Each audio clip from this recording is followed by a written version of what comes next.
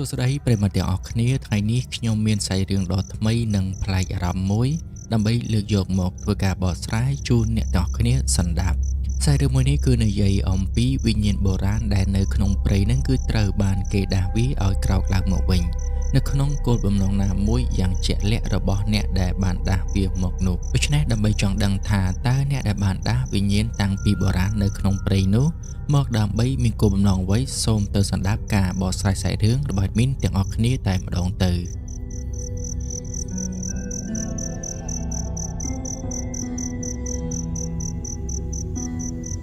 សាច់រឿងមួយនេះគឺត្រូវបានកើតឡើងបន្ទាប់ពីសម័យខ្មែរក្រហមទើបតែនឹងដួលរំទៅថ្មីហើយហេតុការណ៍មួយនេះគឺត្រូវបានកើតឡើងនៅក្នុងព្រៃដែលជាប់ជាមួយនឹងព្រំប្រទល់ប្រទេសថៃបន្ទាប់ពីសម័យខ្មែរក្រហមត្រូវបានបញ្ចប់ទៅជីវភាពរបស់ប្រជាជនខ្មែរនៅក្នុងប្រទេសទាំងអស់គឺមិនទាន់មានភាពល្អប្រសើរឡើងវិញនៅឡើយនោះទេប្រជាជនមួយចំនួននឹងគឺត្រូវបានភៀសខ្លួនទៅកាន់ទល់ដែនថៃទៅរស់នៅក្នុងតំបន់មួយដែលគេឲ្យឈ្មោះថាជំរំគឺទទួលបានការឧបត្ថម្ភពីអង្គការសហប្រជាជាតិចំណែកឯពូឈិនណាវិញគាត់គឺជាមនុស្សម្នាក់ដែលរស់រានមានជីវិតពីសម័យខ្មែរក្រហមមកគឺពិតជាមានសំណាងខ្លាំងមែនទែនដែលគាត់អាចបន្តរួចផុតពីការកាប់សម្លាប់នៅក្នុងសម័យខ្មែរក្រហមនោះហើយគាត់ក៏មានមិត្តភ័ក្តិរបស់គាត់ពីរនាក់ទៀតដែលត្រូវជាកងទ័ពខ្មែរក្រហមនឹងតែម្ដងការពិតទៅកងទ័ពខ្មែរក្រហមទាំងអស់គឺមិនប្រកាសថាអាក្រក់ទាំងអស់នោះទេអ្នកខ្លះក៏ដឹងខុសដឹងត្រូវដែរប៉ុន្តែពេលខ្លះដោយសារតែទទួលបញ្ជាពីថ្នាក់លើអញ្ចឹងពួកគេគឺមានតែធ្វើទៅតាមបញ្ជាតែប៉ុណ្ណោះបើសិនជាពួកគេមិនធ្វើតាមបញ្ជានោះទេពួកគេច្បាស់ជាត្រូវបានអង្គការខ្មែរក្រហមនឹងយកពួកគេទៅរៀនសូត្រជាមិនខានអញ្ចឹងហើយបានជាគាត់មានមិត្តភ័ក្តិពីរនាក់ដែលម្នាក់ហ្នឹងគឺមានឈ្មោះថាសឿនចំណែកឯម្នាក់ទៀតគឺមានឈ្មោះថាផៃបន្ទាប់ពីសម័យខ្មែរក្រហមត្រូវបានដួលរំទៅមិត្តភ័ក្តិរបស់គាត់ទាំងពីរនាក់ហ្នឹងក៏ធ្វើជាប្រជាពលរដ្ឋសាមញ្ញធម្មតាប៉ុន្តែពួកគាត់ក៏នៅតែមានកាំភ្លើងនៅក្នុងដៃនៅឡើយគឺដោយសារតែពេលនោះគឺគេមិនទាន់ប្រមូលយកកាំភ្លើងវិញទៅអស់នៅឡើយនោះទេអ្នកដែលមានកាំភ្លើងនៅតែបន្តកាន់កាំភ្លើងនៅក្នុងដៃធម្មតាព្រោះតែអ្នកខ្លះគឺទុកដើម្បីការពារខ្លួននឹងឯងសូម្បីតែអ៊ំឈៀននឹងគាត់ក៏មានកាំភ្លើងនៅក្នុងដៃផងដែរគឺដោយសារតែក្រុមខ្មែរក្រហមនឹងបានរត់ចោលបន្ទាយរបស់ពួកគេអញ្ចឹងហើយបានជាបន្សល់កាំភ្លើងជាច្រើនរហូតធ្វើឲ្យពូឈៀននឹងគាត់មានកាំភ្លើងរក្សានៅក្នុងដៃរបស់គាត់ណាមួយគាត់ក៏មានមិត្តភ័ក្តិដែលជាកងទ័ពខ្មែរក្រហមពីរនាក់ទៀតនោះអញ្ចឹងហើយបានជាគាត់អាចទទួលយកកាំភ្លើងមួយដើមយកមកប្រើប្រាស់ទាំងគេដែរដោយសារតែនៅពេលនោះស្ថានភាពនៅក្នុងប្រទេសមិនទាន់បានរៀបចំស្រួលបួលដូចនៅក្នុងពេលឥឡូវនេះអញ្ចឹងហើយបានជាពូឈៀនគាត់គ្មានការងារច្បាស់លាស់ធ្វើនោះទេគាត់ធ្វើការងារគ្រប់បែបយ៉ាងទាំងអស់ឲ្យតែគាត់គិតថាគាត់អាចរកចំណូលចិញ្ចឹមជីវិតបានហើយដោយសារតែគាត់ចេះនៅវិជ្ជាអាគមខ្លះពីលោកគ្រូរបស់គាត់ផងដែរនោះដូច្នេះគាត់គឺតែងតែចូលទៅក្នុងព្រៃជ្រៅដើម្បីធ្វើការបរបាញ់យកសាច់សត្វឬក៏វត្ថុមានតម្លៃពីសត្វកាចសាហាវទាំងអស់នោះយកមកលក់ទៅតាមជាដែនដោយសារតែនៅក្នុងពេលហ្នឹងគឺពួកថៃវាចូលចិត្តខ្លាំងណាស់របស់សត្វសិតដូចជាចង្កូមខ្លាឬក៏ខ្នាយជ្រូកព្រៃអីហ្នឹងគឺពួកថៃវាប្រម៉ូទទិញយកទាំងអស់ឲ្យតែរបស់នោះគឺពិតជារបស់សតពិតមែនហើយមូលហេតុដែលពួកវាគឺប្រម៉ូទទិញយកពីខ្មែរយើងហ្នឹងគឺដោយសារតែពួកថៃវាមិនសូវជាមានអ្នកដែលចេះនៅវិជ្ជាអាគមចូលទៅក្នុងព្រៃដើម្បីបរបាញ់យកចង្កូមខ្លាឬក៏ខ្នាយជ្រូកព្រៃអីហ្នឹងនោះទេអញ្ចឹងហើយបានជាវាចេះតែមកប្រមូលទិញយកពីប្រជាជនខ្មែរយើងទៅណាមួយពួកថៃគឺវាជឿមុតមមខ្លាំងណាស់ទៅលើវិជ្ជាអាគមទាំងអស់ហ្នឹងវាយកទៅប្រសិទ្ធិដើម្បីការពារខ្លួនរបស់វាព្រោះកាលពីសម័យហ្នឹងគឺជនជាតិថៃវាជឿជាក់ទៅលើមន្តអាគមខ្លាំងណាស់ដូច្នេះវាគឺជាការល្អដល់ពូឈៀនដែលគាត់ចេះនៅវិជ្ជាអាគមអាចចូលទៅក្នុងព្រៃទៅបរបាញ់ពពួកសត្វទាំងអស់ហ្នឹងយកមកលក់បានជាពិសេសគឺជាសាច់របស់វានឹងតែម្ដងនៅថ្ងៃមួយនៅពេលដែលគាត់កំពុងតែអង្គុយផឹកជាមួយនឹងមិត្តភ័ក្តិរបស់គាត់ពីរនាក់ដែលត្រូវជាអតីតកងទ័ពខ្មែរក្រហមនឹងគាត់ក៏បាននិយាយប្រាប់ទៅកាន់ពួកគេទាំងពីរនាក់ថាគាត់មានអារម្មណ៍ថាដូចជាអបសុខខ្លាំងណាស់គាត់ចង់ចូលទៅក្នុងព្រៃដើម្បីដើរលេងកម្សាន្តផងណាមួយក៏ចង់ទៅបាញ់សត្វដើម្បីយកសាច់យកមកលក់ដើម្បីរកប្រាក់ចិញ្ចឹមជីវិតផងដែរណាមួយដោយសារតែគាត់ឮថាពួកថៃវាចង់បានចង្កូមខ្លាឬក៏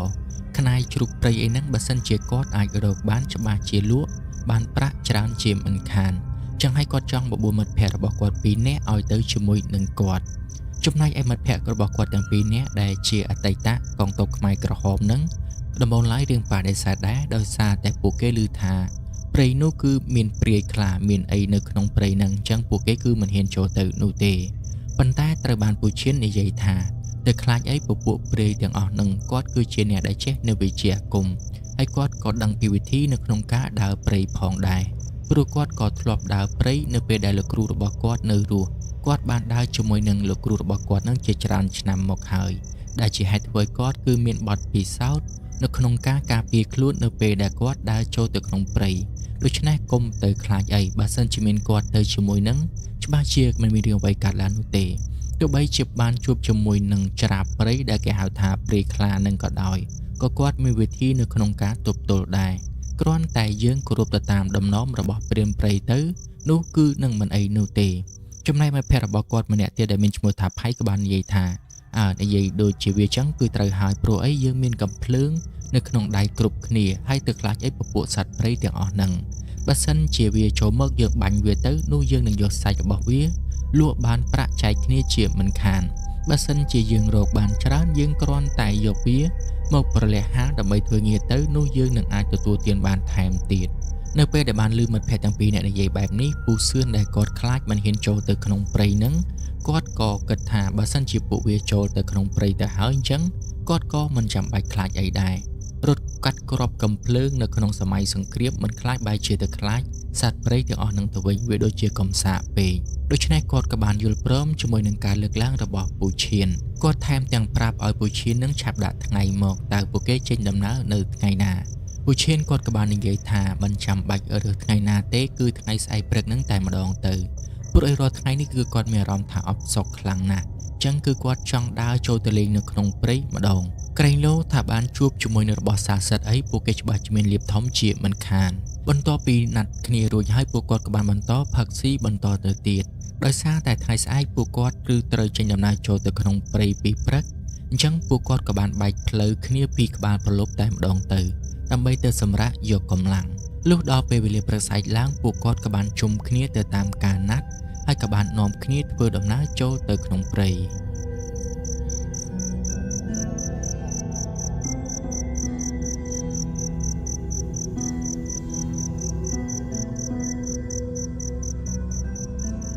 នៅពេលដែលកំពុងតែធ្វើដំណើរចូលទៅក្នុងព្រៃបណ្ដើរពួកគាត់ទាំង3នាក់ក៏បាននិយាយគ្នាលេងបណ្ដើរហើយពួកគាត់ក៏បាននិយាយទៅដល់រឿងដែលពួកគាត់ធ្វើដំណើរចូលទៅដល់ដែនព្រៃនៃប្រទេសថៃតាមពិតពួកគាត់ដែលនៅទីនេះគឺមិនសូវជាស្គាល់ក្នុងព្រៃនេះច្បាស់ប៉ុន្មាននោះទេ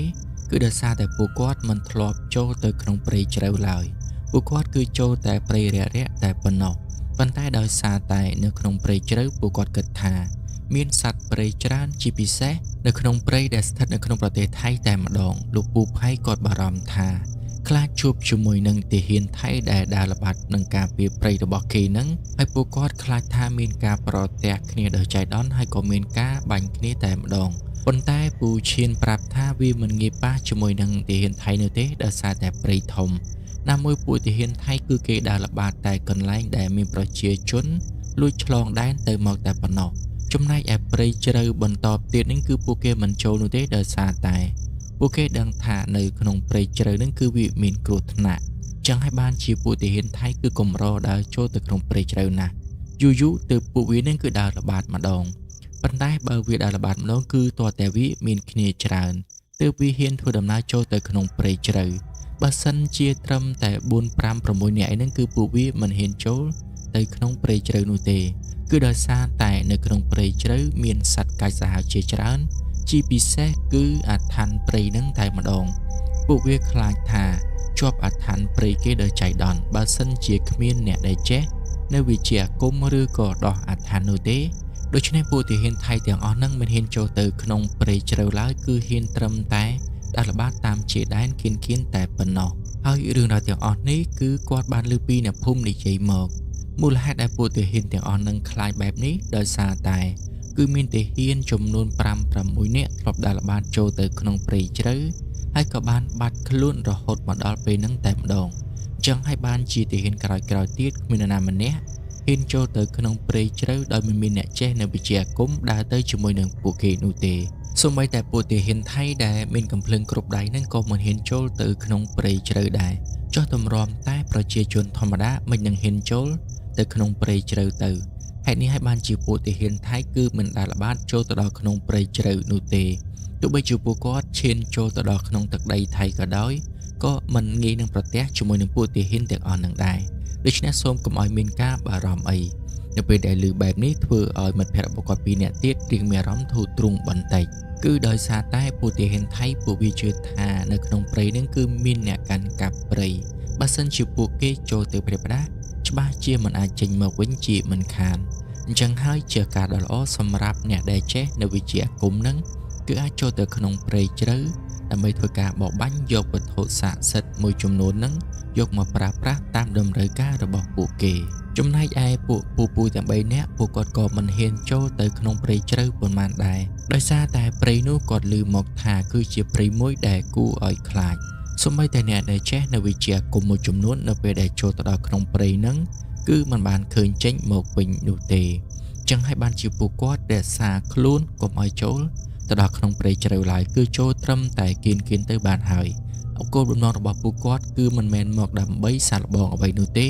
គឺដើម្បីតែបរបាញ់សត្វព្រៃតែប៉ុណ្ណោះដូច្នេះពួកគាត់ទាំង3នាក់ក៏បាននាំគ្នាធ្វើដំណើរចូលទៅដល់ក្នុងព្រៃប៉ុន្តែមិនទាន់ឆ្លងចូលទៅដល់ទឹកដីថៃនៅឡើយនោះទេព្រោះតែផ្លូវដែលគាត់ចូលទៅនឹងឃើញថា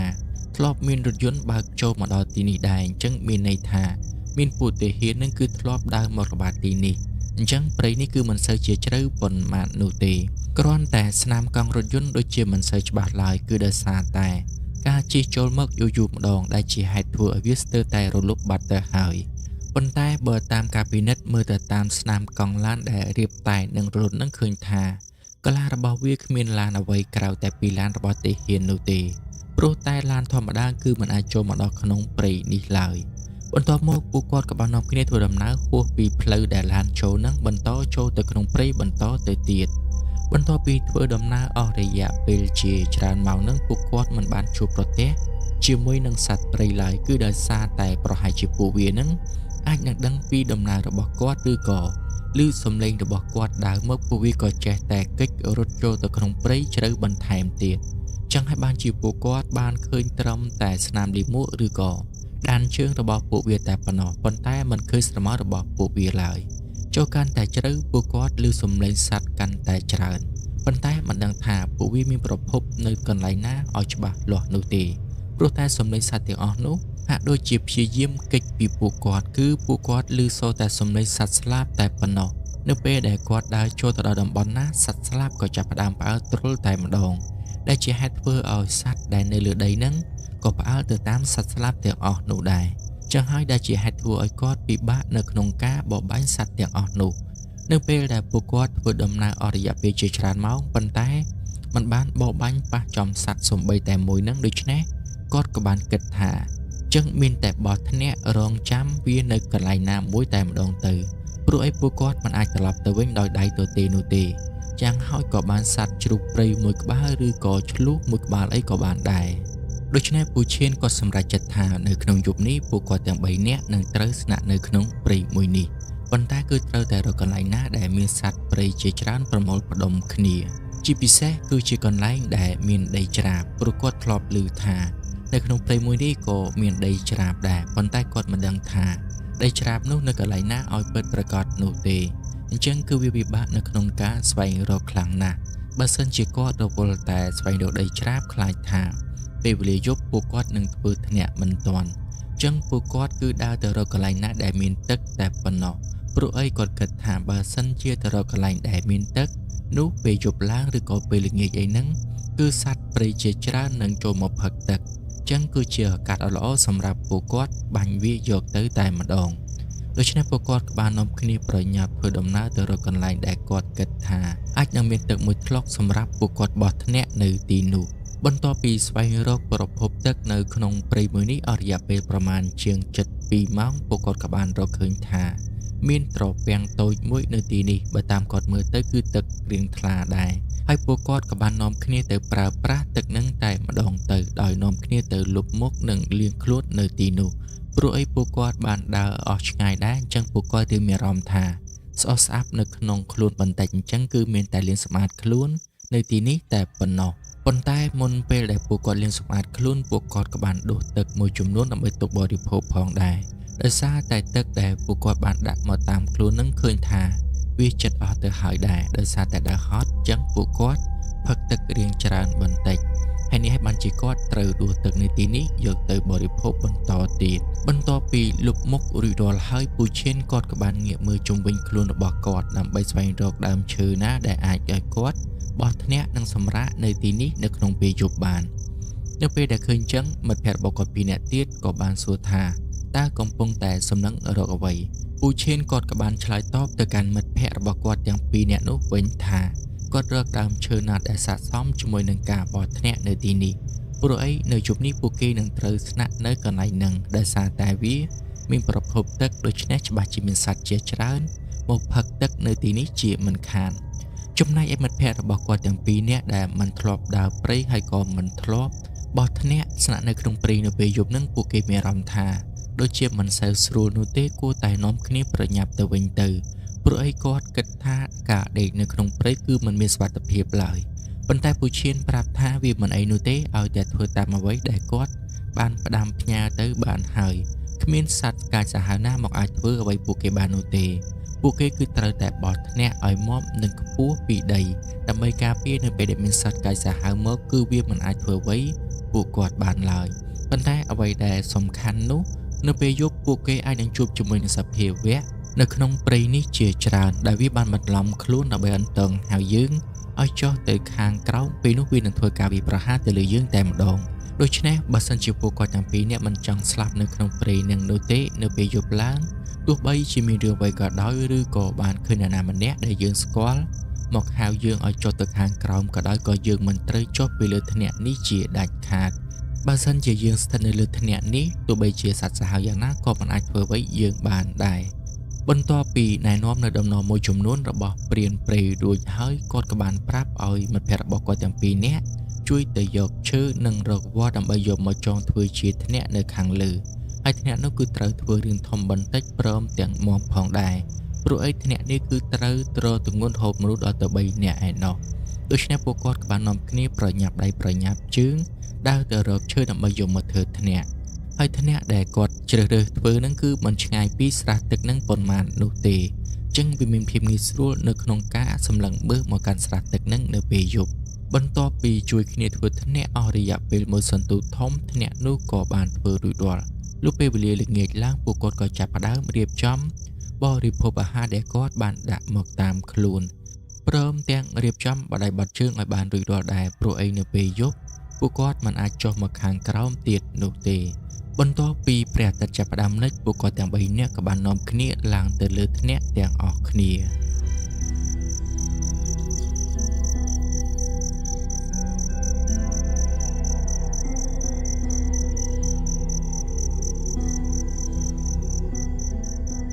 នៅពេលដែលពួកគាត់ទាំង3នាក់ឡើងទៅដល់លើធ្នាក់ហើយមិត្តភក្តិរបស់គាត់ទាំង2នាក់ដែលជាអតីតទាហានខ្មែរក្រហមនឹងបាននិយាយថា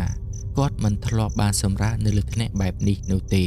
តាំងពីគាត់ធ្វើទាហានមកគឺគាត់ធ្លាប់តែដេកនៅក្នុងត្រង់សេតែប៉ុណ្ណោះដល់តែពេលមកដេកនៅលើធ្នាក់ចឹងគឺមានអារម្មណ៍ថាប្លែកដែរគាត់ក៏បានសួរបញ្ជាក់ទៅកាន់ពូឈិនថែមទៀតថាតើប្រកាសឬក៏អត់ថាបើសិនជាពេលយប់ឡើងមានសត្វកាចសាហាវមកវានឹងមិនអាចឡើងមកធ្វើអ្វីយើងបាននោះទេ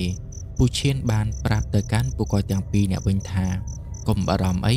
បើសិនជាពួកយើងស្ថិតនៅលើធ្នាក់នេះទោះបីជាសត្វខ្លាកាយសាហាវឬក៏ច្រាបព្រៃដែលគេតែងតែស្គាល់ថាជាព្រាយខ្លានឹងវាមកក៏វាមិនអាចធ្វើអ្វីយើងបានដែរកុំឲ្យតែយើងចុះទៅខាងក្រោមទៅបានហើយនៅក្បាលប្រលប់នឹងគឺរៀងស្ងប់ស្ងាត់បន្តិចដូចជាមិនសូវជាមានសត្វព្រៃមកផឹកទឹកនោះទេមូលហេតុគឺដោយសារតែពេលរសៀលនឹងគាត់បានកាប់ដើមឈើ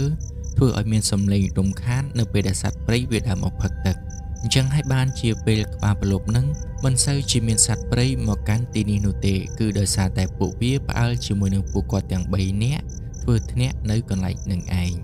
ដូច្នេះនៅក្បាលប្រលប់នឹងពួកគាត់ទាំង3នាក់គឺមានតែអង្គុយជជែកគ្នាលេងតែប៉ុណ្ណោះអាមួយអង្គុយរងចាំមើលក្រែងលោថាមានសត្វព្រៃណាមួយដើរចូលមកក្រែងលោថាពួកគាត់ អាចនឹងបាញ់វាយកទៅថ្ងៃស្អែកបានកាលពីក្បាលប្រលប់គឺមានសត្វព្រៃខ្លះមកផឹកទឹកនៅក្នុងត្រពាំងទឹកនឹងដែរប៉ុន្តែគ្រាន់តែសត្វដែលមកផឹកនឹងភាគច្រើនគឺសុទ្ធតែជាសត្វតូចៗទាំងអស់ពួកគាត់មិនហ៊ានបាញ់នោះទេព្រោះខ្លាចថាក្របរំភ្លើងធ្វើឲ្យលឺនិងផ្អើលទៅដល់សត្វធំៗអញ្ចឹងពួកគាត់គឺបានត្រឹមតែអង្គុយមើលសកម្មភាពសត្វតូចៗទាំងអស់នឹងមកផឹកទឹកតែប៉ុណ្ណោះបន្ទាប់ពីពួកគាត់រងចាំអស់រយៈពេលប្រមាណជាង 2-3 ម៉ោងក្រោយមកចូលដល់ម៉ោងប្រមាណជាង 9:10 នឹងស្រាប់តែពួកគាត់មានអារម្មណ៍ថាដូចជាត្រជាក់ចម្លែកខុសពីធម្មតារហូតធ្វើឲ្យពួកគាត់នឹងគឺព្រឺសម្បុរខ្ញាក់តែម្ដងពេលដែលបានជួបជាមួយនឹងហេតុការណ៍ដ៏ចម្លែកបែបនេះពួកគាត់ទាំង3នាក់បានងាកមើលមុខគ្នាទៅវិញទៅមកព្រមទាំងព្យាយាមរក្សាភាពស្ងៀមស្ងាត់ព្រោះអីបើសិនជានៅសុកយើងមានអារម្មណ៍ថាព្រឺសម្បុរបែបនេះអាចនឹងមានពពួកអមនុស្សឬក៏អ្វីម្យ៉ាងវាចូលមកចិត្តនៅក្នុងពេលឆាប់នេះអញ្ចឹងហើយបានជាពួកគាត់ទាំង3នាក់ព្យាយាមរក្សាភាពស្ងៀមស្ងាត់មិនហ៊ានសូម្បីតែកម្រើកផងដោយពួកគាត់បានព្យាយាមសង្ងប់នៅលើថ្នាក់របស់គាត់និងព្យាយាមសម្លឹងមើលទៅជុំវិញខ្លួនផងដែរចង់ដឹងថាតើនៅមានសភាវៈអ្វីនឹងដើរចូលមកនៅក្នុងពេលបន្តិចទៀតនេះបន្ទាប់ពីការរងចាំអស់រយៈពេល1ផ្លែតក្រោយមកប្រាប់តែពួកគាត់ដូចជាបានឮសំឡេងនៅសម្រាប់ជើងនៃសភាវៈមួយយ៉ាងនឹងបើតាមគិតពីទំហំរបស់វាគឺមិនសូវជាតូចប៉ុន្មាននោះទេដោយសារតែសំឡេងសម្រាប់ជើងនោះគឺដើរបុកព្រៃឬសូត្រត្រឹបប្រៀបដូចជាសត្វដ៏ធំមួយកំពុងតែធ្វើដំណើរមកទីនេះអញ្ចឹងហើយវាពិតជាកើតឡើងដូចជាអ្វីដែលពួកគាត់បានគិតពិតមែននៅក្នុងរំពេចនោះក៏ស្រាប់តែមានសត្វដែលមានមាឌដ៏ធំមួយនិងមានសម្បុរពណ៌ខ្មៅឡើងក្រឹបកំពុងតែដើរសម្ដៅមកជិតកន្លែងរបស់ពួកគាត់ដំបូងឡើយគឺមើលមិនយល់ថាជាសត្វអ្វីនោះទេដោយសារតែនៅពេលយប់វារៀងងងឹតដែរគឺមានតែពន្លឺព្រះច័ន្ទចាំងមកតែប៉ុណ្ណោះហើយស្របពេលដែលសត្វនោះគឺមានសម្បុរពណ៌ខ្មៅថែមទៀតចឹងហើយបានជាពួកគាត់គឺមើលមិនទាន់យល់ឡើយគឺមានតែព្យាយាមប្រឹងប្រែងពិនិត្យមើលឲ្យច្បាស់តែប៉ុណ្ណោះចង់ដឹងថាតើសត្វដ៏ធំនោះគឺជាសត្វអ្វីនៅពេលដែលសត្វដែលមានធំនោះដើរចូលមកដល់ជិតស្រាប់តែពួកគាត់បានប្រទះឃើញថាវាគឺមានភ្នែកពណ៌ឡើងក្រហមឆៅថែមទៀតហើយនៅពេលដែលសត្វដែលមានសម្បុរពណ៌ខ្មៅនិងមានមាឌធំនោះដើរជិតមកដល់ត្រពាំងទឹកពេលនោះពួកគាត់បានសង្កេតឃើញថាភ្នែករបស់វាគឺឡើងពណ៌ក្រហមឆ្អៅថែមម្ដងព្រមទាំងមានស្នែងមុតស្រួចថែមទៀតអញ្ចឹងបញ្ជាក់ថាសត្វនេះគឺមិនមែនជាសត្វព្រៃធម្មតានោះទេបើតាមគាត់សង្កល់មើលទៅវាគឺជាសត្វក្របីព្រៃប៉ុន្តែសត្វក្របីព្រៃនេះគឺមិនមែនជាសត្វធម្មតានោះទេអាចជាសត្វក្របីព្រៃដែលត្រូវបានគេបង្កើតឡើងដោយអាគមអីនឹងឯងព្រោះអីមើលទៅមានរបស់វាគឺធំខ្លាំងមែនទែនធំខ្លាំងជាងក្របីព្រៃធម្មតាហើយភ្នែកមានពណ៌ក្រហមថែមទៀតនៅពេលដែលឃើញអញ្ចឹងពូឈៀនបានឲ្យសញ្ញាទៅកាន់មិត្តភ័ក្តិរបស់គាត់ទាំងពីរនាក់ដោយចង់ប្រាប់ទៅកាន់ពួកគាត់ថាកុំឲ្យធ្វើអ្វីឲ្យវាដឹងថាពួកគាត់កំពុងតែនៅខាងលើឲ្យសោះព្រោះខ្លាចថាវាអាចនឹងមកជល់ដើមឈើដែលពួកគាត់កំពុងតែស្នាក់នៅហើយនឹងបង្កគ្រោះថ្នាក់ដល់ពួកគាត់ជាមិនខានចឹងហើយបានជាគាត់ធ្វើសញ្ញាផ្ដល់ទៅកាន់មិត្តភ័ក្តិរបស់គាត់ទាំងពីរនាក់នោះដូច្នេះពួកគាត់ទាំង3នាក់ក៏ព្យាយាមរក្សាភាពស្ងៀមស្ងាត់ព្រមទាំងសម្លឹងមើលទៅកាន់សត្វក្របីព្រៃនោះទាំងមិនដាក់ភ្នែកហើយពួកគាត់គឺពិតជាមានអារម្មណ៍ថាព្រឺសម្បុរខ្លាំងមែនទែនព្រោះតែមិនធ្លាប់បានឃើញសត្វក្របីណាដែលមានភ្នែកពណ៌ក្រហមនិងមានមាឌធំបែបនេះពីមុនមកនោះទេបើតាមពូឈៀនវិញគាត់គឺជាអ្នករៀនអាគមដូច្នេះរឿងរ៉ាវទាំងអស់នេះគឺគាត់បានដឹងខ្លះៗហើយប៉ុន្តែគឺមានតែមិត្តភ័ក្តិរបស់គាត់ពីរនាក់តែប៉ុណ្ណោះដែលជាមនុស្សសាមញ្ញធម្មតាមិនធ្លាប់រៀននៅវិជ្ជាអាគមអញ្ចឹងនៅពេលដែលពួកគាត់ឃើញបែបនេះធ្វើឲ្យពួកគាត់មានអារម្មណ៍ថាភ័យខ្លាចខ្លាំងមែនទែនរហូតដល់ឡើងញាល់ខ្លួនទៅត្រឹកតែម្ដងទោះបីជាពួកគាត់ធ្លាប់ឆ្លងកាត់នៅសមរភូមិយ៉ាងណាក៏ដោយប៉ុន្តែនៅពេលដែលឃើញពពួកអមនុស្សបែបនេះធ្វើឲ្យពួកគាត់ទាំងពីរនាក់បើកភ្នែកធំៗតែម្ដងព្រមទាំងព្រឺក្បាលថែមទៀតងាកមកកាន់សត្វក្របីព្រៃឯនោះវិញនៅពេលដែលមកដល់មាត់ទឹកវាបែរជាឈរថ្មឹងហើយវាក៏ចាប់ផ្ដើមងាកមើលទៅកាន់ឆ្វេងមើលទៅកាន់ស្ដាំប៉ុន្តែវាហាក់ដូចជាមិនបានឃើញពួកគាត់ទាំង3នាក់ដែលកំពុងតែពួនសង្ងំលាក់ខ្លួននៅលើថ្នាក់នោះទេទោះបីជាយ៉ាងណាក៏ដោយក៏វាហាក់ដូចជាមានញៀនដឹងថានៅទីនេះគឺមានមនុស្សចឹងហើយបានជាវាបានធ្វើការផ្លាស់ប្ដូរនៅអាកប្បកិរិយារបស់វាទោះបីជាវាក៏លេចមើលមិនឃើញយ៉ាងណាក៏ដោយប៉ុន្តែវាហាក់ដូចជាធំក្លិនរបស់មនុស្សនៅទីនេះគឺដោយសារតែពួកគាត់នឹងគឺបានទទួលទានអាហារកាលពេលល្ងាចមិញអាចថាវាធំក្លិនពួកគាត់ឬក៏ធំក្លិនអាហារដែលពួកគាត់នឹងគឺទទួលទានក៏ថាបានដែរ គឺដោយសារតែពូឈៀនគាត់ភ្លេចកប់នៅកាកសំណល់ដែលពួកគាត់ទទួលទានកាលពីល្ងាចមិញចំណែកឯមិត្តភក្តិរបស់គាត់ពីរនាក់ទៀតនោះក៏មិនបានយល់ពីរឿងមួយនេះដែរអញ្ចឹងហើយបានជាមិត្តភក្តិរបស់គាត់ក៏មិនបានកប់ដូចជាពូឈៀនដែរប៉ុន្តែទោះបីជាវាហាក់ដូចជាមានអារម្មណ៍ថាមានមនុស្សនៅជិតនេះវាក៏នៅតែស្វែងរកមិនឃើញដដែលដូច្នេះវាក៏មិននៅយូរទៀតដែរវាក៏បានដើរត្រឡប់ទៅក្រោយវិញតែម្ដងទៅដោយវាបានដើរត្រឡប់ទៅក្រោយវិញម្ដងបន្តិចប៉ុន្តែមើលទៅវានៅតែមិនអស់ចិត្តមិនយូរប៉ុន្មានសត្វក្របីព្រៃដែលមានភ្នែកពណ៌ក្រហមនិងស្នែងដ៏មុតស្រួចនិងមាឌធំនោះក៏បានដើរចូលទៅក្នុងព្រៃវិញបាត់ស្រមោលឆឹងតែម្ដងនៅពេលដែលសត្វក្របីព្រៃដ៏ធំនេះដើរត្រឡប់ទៅវិញបាត់ធ្វើឲ្យលោកពូពីរនាក់ដែលកំពុងតែភ័យឡើងញ័រខ្លួននៅលើថ្នាក់នឹងធ្វើឲ្យគាត់មានអារម្មណ៍រៀងធូរស្រាលជាងមុនបន្តិចគាត់មិននឹកស្មានថានៅក្នុងព្រៃមានសភាវៈចម្លែកគួរឲ្យខ្លាចបែបនេះទាល់តែសោះបើសិនជាគាត់មិនបានចូលមកជាមួយនឹងពូឈៀននោះទេប្រហែលជាគាត់មិនដឹងថានៅក្នុងព្រៃមានរឿងរ៉ាវអាថ៌កំបាំងជាច្រើនដែលបានលាក់ខ្លួននៅកន្លែងនឹងនោះទេពេលវេលាយប់កណ្ដាលព្រៃដ៏ស្ងប់ស្ងាត់ក៏ចេះតែរង្គិលទៅមុខម្ដងបន្តិច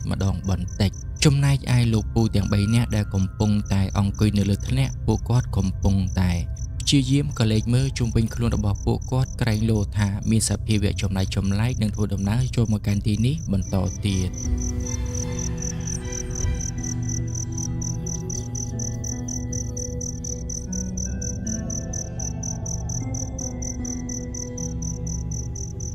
លុះមួយសន្ទុះក្រោយមកគ្រប់យ៉ាងនៅក្នុងព្រៃនេះហាក់ដូចជាស្ងប់ស្ងាត់ខុសពីធម្មតានៅពេលដែលឃើញបរិយាកាសបែបនេះលោកពូទាំងពីរនាក់ដែលត្រូវជាអតីត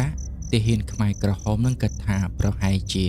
លែងមានសភាវៈអ្វីគួរឲ្យខ្លាចមកទៀតហើយប៉ុន្តែផ្ទុយទៅវិញលោកពូឈៀនគាត់បែរជាខ្សឹបប្រាប់ពួកគាត់ឲ្យមាត់តិចព្រមទាំងនិយាយថាមិនដូចជាអ្វីដែលពួកឯងទាំងពីរអ្នកគិតនោះទេនៅពេលដែលព្រៃចាប់ផ្ដើមស្ងប់ស្ងាត់ខុសពីធម្មតាបែបនេះវាអាចនឹងមានសភាវៈដែលគួរឲ្យខ្លាចនឹងចូលមកដល់នៅក្នុងពេលបន្តិចទៀតនេះអញ្ចឹងពួកឯងគឺត្រូវតែព្យាយាមរក្សាភាពស្ងៀមស្ងាត់កុំឲ្យមានសំឡេងអីសោះបើមិនអញ្ចឹងនោះទេពួកយើងអាចនឹងជួបជាមួយនឹងបញ្ហាជាមិនខាន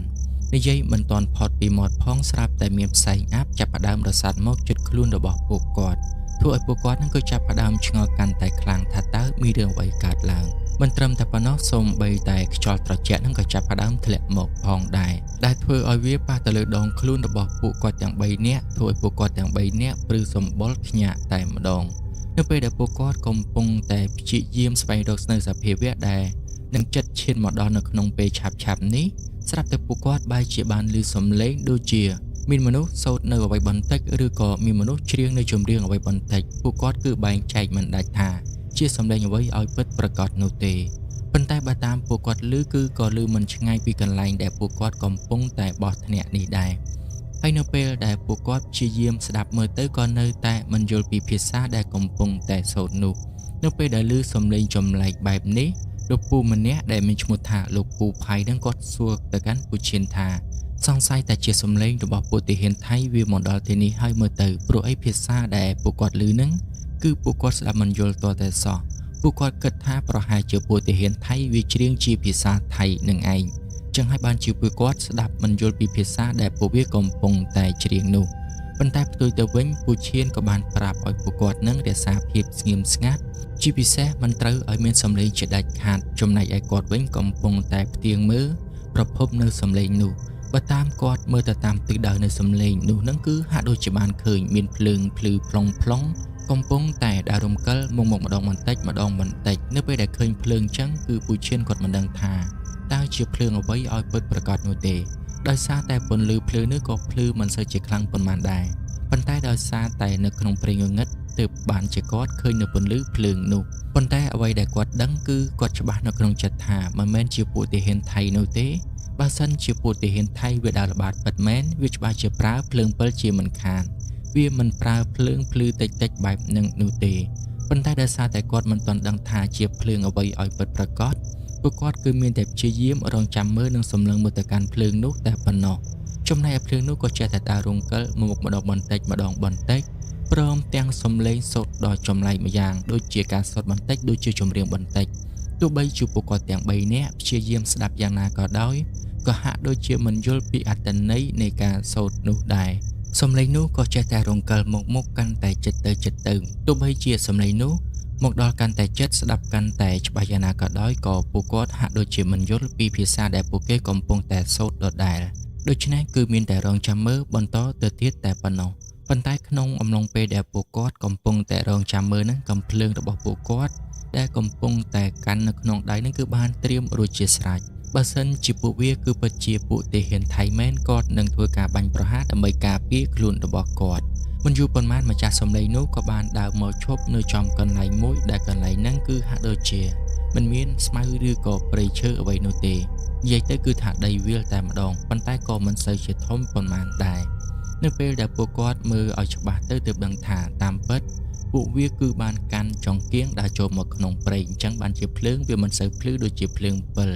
មិនត្រឹមតែប៉ុណ្ណោះមនុស្សដែលបានដើរមកនឹងគឺពួកគេមានចំនួនប្រមាណជាង6ទៅ7នាក់អ្វីដែលកាន់តែចំណែកទីនោះពួកគេហាក់ដូចជាស្លៀកពាក់ក្នុងសម្លៀកបំពាក់ដូចជាអ្នកភូមិធម្មតាគឺប្រៀបដូចជាអ្នកភូមិរបស់ខ្មែរយើងចឹងប៉ុន្តែចំណែកខុសគេតែលោកអ៊ំម្នាក់ដែលមានវ័យចំណាស់ជាងគេតែប៉ុណ្ណោះដោយគាត់ស្លៀកតែក្បិននិងដោះអាវប៉ុន្តែនៅលើខ្លួនរបស់គាត់នឹងគឺផ្សិតតែរូបសាក់តែម្ដង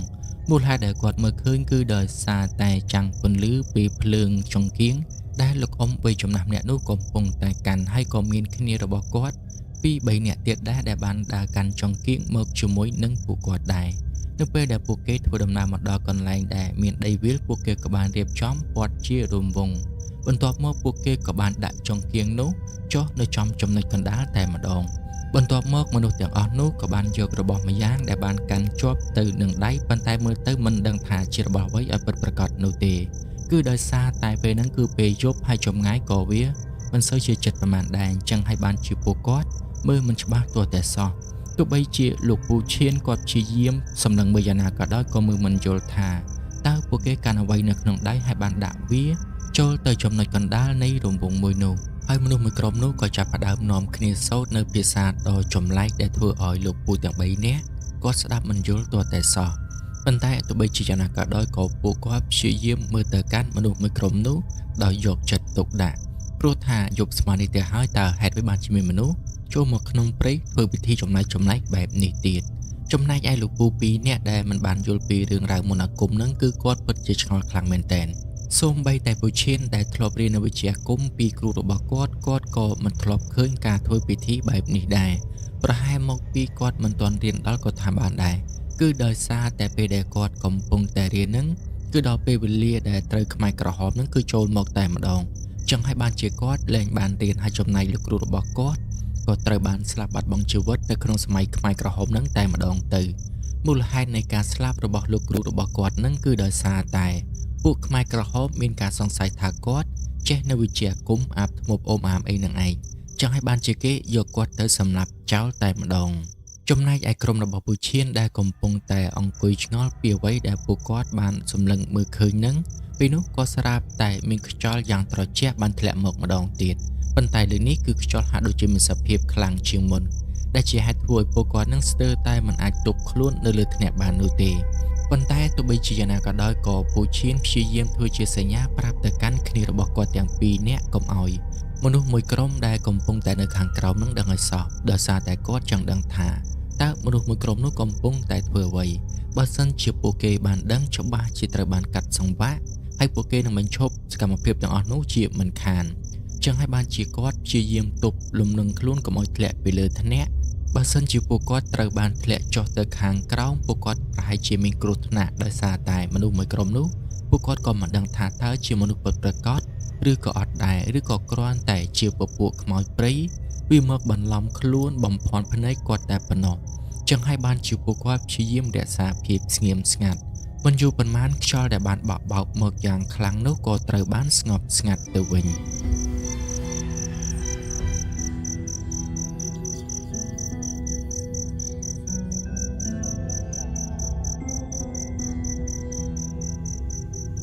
ចំណែកឯមនុស្សមួយក្រុមដែលព័ទ្ធជារង្វង់នោះក៏នៅតែបន្តសូត្រនៅភាសាដ៏ចម្លែកនោះដដែលលុះមួយសន្ទុះក្រោយមកស្រាប់តែភ្លើងដែលពួកគេបានដាក់ចំនៅកណ្ដាលរង្វង់ក្នុងចំណោមពួកគេនឹងស្រាប់តែផ្ទុះនិងឆេះឡើងយ៉ាងខ្លាំងដែលធ្វើឲ្យពួកគាត់ទាំង3នាក់ដែលកំពុងតែនៅលើថ្នាក់នឹងគឺស្ទើរតែភ្ញាក់ធ្លាក់ទៅលើថ្នាក់របស់ពួកគាត់ទៅហើយចំណែកឯមនុស្សដែលនៅខាងក្រោមនោះវិញគឺនៅរក្សាភាពធម្មតា ពួកគេក៏នៅតែបន្តនៃការសូត្ររបស់ពួកគេដដែលដោយសារតែភ្លើងនោះចាប់ផ្ដើមឆេះឡើងខ្លាំងជាងមុនដែលជាហេតុធ្វើឲ្យមានពន្លឺកាន់តែភ្លឺដូច្នេះពូឈៀនគាត់ក៏អាចមើលឃើញនៅក្រុមមនុស្សដែលនៅខាងក្រោមនោះយ៉ាងច្បាស់តាមពិតពួកគេគឺស្ថិតតែជាមនុស្សធម្មតានោះទេព្រោះអីមើលទៅមុខមាត់របស់ពួកគេគឺមិនគួរឲ្យខ្លាចឡើយហើយពួកគេក៏នៅតែបន្តនៃការសូត្របន្តទៅទៀតលុះមួយផ្លែតក្រោយមកភ្លើងដែលកំពុងតែឆេះយ៉ាងខ្លាំងហ្នឹងក៏ស្រាប់តែរត់ទៅវិញម្ដងបន្តិចរហូតគឺនៅសល់តែភាពងងឹតតែប៉ុណ្ណោះប៉ុន្តែសំឡេងនៃការសូត្ររបស់ពួកគេក៏នៅតែបន្លឺដដែលមិនយូរប៉ុន្មានស្រាប់តែមានផ្សែងដ៏ក្រាស់គឺបានភាយឡើងចេញពីក្នុងដីគឺកណ្ដាលចំណោមពួកគេនឹងតែម្ដងនៅពេលដែលឃើញថាមានផ្សែងបានភាយឡើងក្រាស់បែបនេះមនុស្សទាំងអស់ក៏ចាប់ផ្ដើមបញ្ឈប់នៃការសូត្ររបស់ពួកគេដោយពួកគេបានរត់មកប្រមូលផ្ដុំគ្នានៅជ្រុងម្ខាងវិញព្រោះតែផ្សែងនោះក៏ចាប់ផ្ដើមភាយកាន់តែធំទៅបន្ទាប់ពីផ្សែងដែលបានកាត់ឡើងដោយសារតែមន្តអាគមនោះគឺត្រូវបានរសាត់ម្ដងបន្តិច